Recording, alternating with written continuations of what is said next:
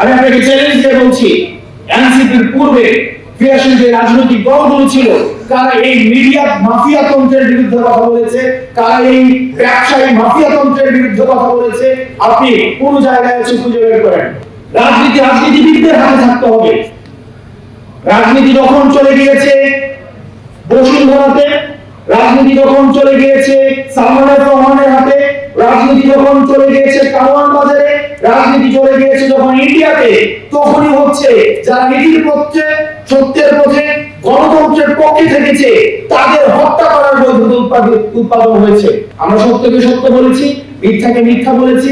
আমরা দেখেছি মিডিয়া ট্রায়ালের মধ্য দিয়ে এনসিপি নেতা কর্মীদেরকে কিভাবে চরিত্র হনন করা হয়েছে। আমাদের বৈষম্য বিরোধী ছাত্র আন্দোলনের যেসব নেতা কর্মী রয়েছে, অনেকের চাঁদাবাজির যে বিষয়গুলো রয়েছে সেটির দায়ভার আমাদেরকে নিতে হয়েছে। উপদেষ্টাদের যে সীমাবদ্ধতা রয়েছে সেটির দায়ভার আমাদেরকে নিতে হয়েছে। আমরা দেখেছি, আমরা 5ই অগাস্টে আমরা কক্সবাজার গিয়েছি, সেখানে মিডিয়া ফ্রেমিং করে উপাত্ত তথ্য উপাত্ত সহ এবং লাইভে প্রচার করা হয়েছে আমরা হাসের সাথে মিটিং করছি, করে ফেলেছি, লাউঞ্জে দেখা হয়েছে, অথচ হাস হচ্ছে ওয়াশিংটনে। এই মিডিয়ার মধ্য দিয়ে এটা থেকে আমাদের শিক্ষা নিতে হবে। 5ই অগাস্টের পূর্ববর্তী সময়ে বিএনপির প্রত্যেকটা কার্যক্রমকে হত্যাযোগ্য কার্যক্রম হিসেবে সম্মুখী উৎপাদন করেছে মিডিয়া। আমাদের ভুলে গেলে চলবে না। কিছুক্ষণ আগে আবির ভাই কথা বলছিলেন, হামিদ কথা বলছিলেন, আমরা একটা জেনারেশনাল একটা ফাইটের মধ্যে রয়েছি। তরুণ প্রজন্ম এবং পূর্ব প্রজন্মের এই জেনারেশনাল ফাইটটাকে আমাদের ডিকোড করতে হবে। আজকে আপনারা যারা মনে করছেন এই মিডিয়ার যে ধরন, আমরা মিডিয়া বিপক্ষ না, আমরা মিডিয়া বিরোধী না, কিন্তু আমরা বারবার যেটা বলে এসেছি মিডিয়াকে বস্তুনিষ্ঠ হতে হবে। আমরা দেখেছি যে মিডিয়া ফেসিবাদের প্রত্যেকটা কার্যক্রমকে বৈধতা দিয়েছে, আমরা দেখেছি যে পত্রিকা বলেছে যে বিদেশে বসে তারেক জিয়া হচ্ছে বাংলাদেশের বিরুদ্ধে কার্যক্রম করছে, আজকে সেই পত্রিকা আমরা ফ্রন্ট পেজে দেখছি যে তারেক জিয়া হচ্ছে বাংলাদেশকে নিয়ে ভীষণ চিন্তা করছেন। আপনি যদি এই দ্বিমুখী আচরণকে আপনি ডিকোড করতে না পারেন, তাহলে ভবিষ্যতের যে অন্ধকার, যে অদৃশ্য ছায়ার কথা আপনি বলেছেন, সেই অদৃশ্য ছায়া আপনাকে খুব শীঘ্রই সেই ছায়ার মধ্যে আপনাকে করাল বাসাবন্দী হয়ে যেতে হবে। আমাদের রাজনীতি বন্দী হয়ে গিয়েছে, বন্ধ হয়ে গিয়েছে আমাদের ব্যবসায়ীদের কাছে, বসুন্ধরার কাছে।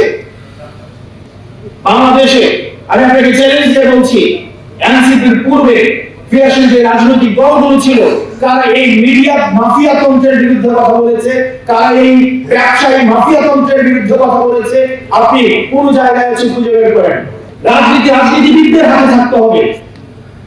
রাজনীতি যখন চলে গিয়েছে বসুন্ধরাতে, রাজনীতি যখন চলে গিয়েছে সালমান রহমানের হাতে, রাজনীতি যখন চলে গিয়েছে কারওয়ান বাজারে, রাজনীতি চলে গিয়েছে যখন ইন্ডিয়াতে, তখনই হচ্ছে যারা নীতির পক্ষে, সত্যের পথে, গণতন্ত্রের পক্ষে থেকেছে, তাদের হত্যা করার বৈধতা উৎপাদন হয়েছে। আমাদের ফেব্রুয়ারি 28 তারিখ হচ্ছে আমরা রাজনৈতিক দল করেছি। এই 28 তারিখের পর থেকে শুরু করে আজকে এই সেপ্টেম্বরের 20 তারিখ পর্যন্ত আমাদের অর্জন কম নয়। বাংলাদেশের সর্বপ্রথম কোন রাজনৈতিক দল সে কিভাবে তার পরবর্তী রাজনৈতিক পরিক্রমা অতিক্রম করবে, তার অর্থনৈতিক ব্যবস্থার একটা স্বচ্ছ রূপরেখা আমরা সর্বপ্রথম উপস্থাপন করেছি। আমরা ক্রাউড ফান্ডিং পলিসিটা আমরা আপনাদের সামনে উপস্থাপন করেছি।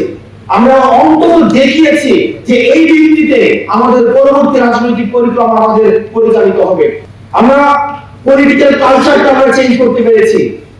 আমি দেখেছি কিছুদিন আগে জাতীয়তাবাদী দল বিএনপির স্ট্যান্ডিং কমিটির যারা মেম্বার রয়েছেন, তারাও পিকআপে উঠে পল্টনে হচ্ছে তাদের কার্যক্রম, রাজনৈতিক কার্যক্রম পরিচালনা করেছে। এটা আমরা একটা স্ট্যান্ডার্ড সেট করেছি, যার কারণে এটা আমরা করেছেন। বা এই যে একটা আমাদের সৌহার্দ্যপূর্ণ রাজনৈতিক যে কালচারটা, ইয়েস, এই যে হয়তো আমরা আপনাদের থেকে অনুকরণ করেছি, এই যে কালচারটা আমরা করেছি, এই যে আমরা এই যে কালচারাল রিসিপ্রোকাল কালচারাল চেঞ্জটা হচ্ছে, এটা হচ্ছে আমাদের এনসিপি। আমরা অন্তত এটা ধারাবাহিকতা আমরা রক্ষা করতে পেরেছি। তৃতীয়ত, আমরা একমাত্র রাজনৈতিক দল আমরা জুলাই 64টা ডিস্ট্রিক্টে আমরা যাওয়ার চেষ্টা করেছি, মানুষের আশা আকাঙ্ক্ষা আমরা শোনার চেষ্টা করেছি।